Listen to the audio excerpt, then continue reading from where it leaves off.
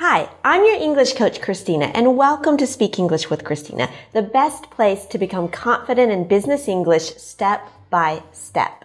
You know, I talk to so many people who dream of just speaking better English so that they can get better job opportunities, they can feel more confident about themselves, or just feel happier about their English level. And sometimes they're already doing lots of things in English, but they're not seeing a lot of progress. Or they say, like, I'm just too busy and there's nothing I can do about it. Now, this is where you can choose the path that you want to take. You can continue along the same path, which leads to the same results and the same frustration, or you can change your path and go towards the most important thing for your success. Now, what is this most important thing? It's habits. The most important thing that determines your success or your failure in improving your English is your habits.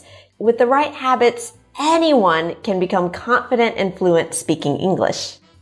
And I want to show you how. And we'll start with tiny habits, easy to do habits, just to get the habit in place so that it's easy for you to do English every day, even if you are super busy.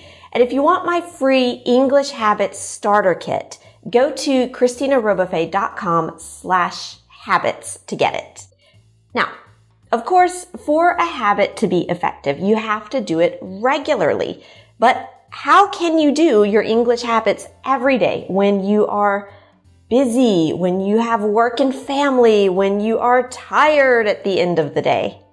If you want to be regular with your English, think of a vase, like a metaphor, like a vase where you're planting seeds so that the flowers of your confident English can grow. I don't know, that's kind of a silly metaphor, but imagine the image and it works, I promise.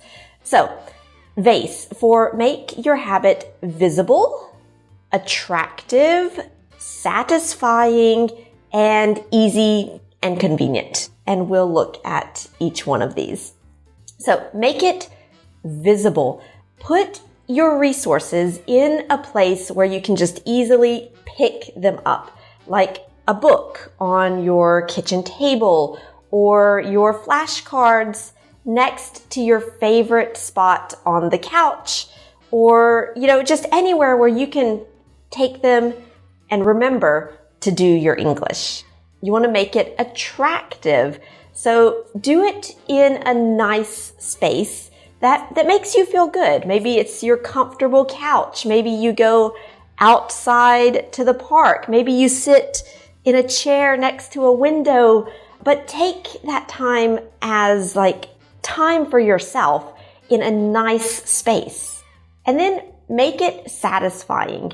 And, sometimes just the satisfaction of putting an X on the calendar because you did English that day is sufficient. You can say, look, I did it. I'm regular with my English. I am good at learning English.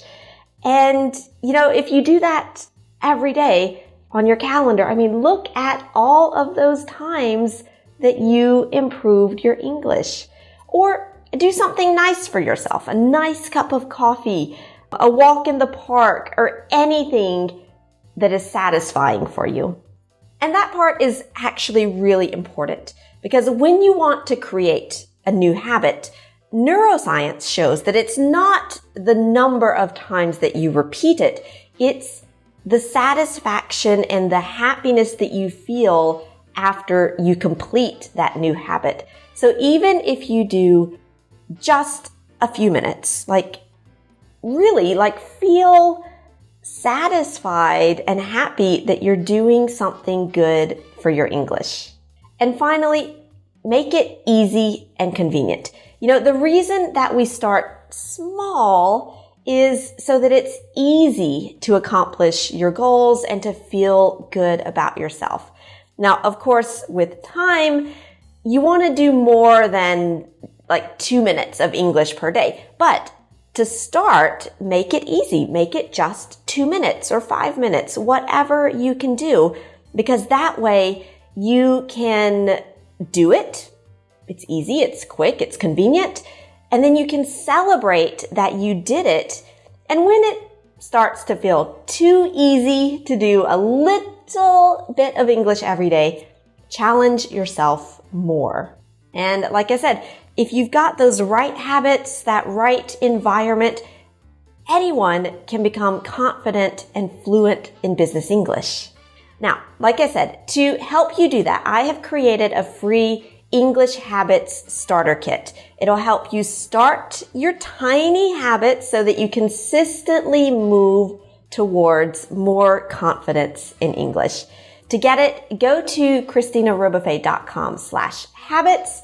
And if you learned something from this lesson, please subscribe to my channel so that I can continue to help you on your journey to becoming more confident in business English.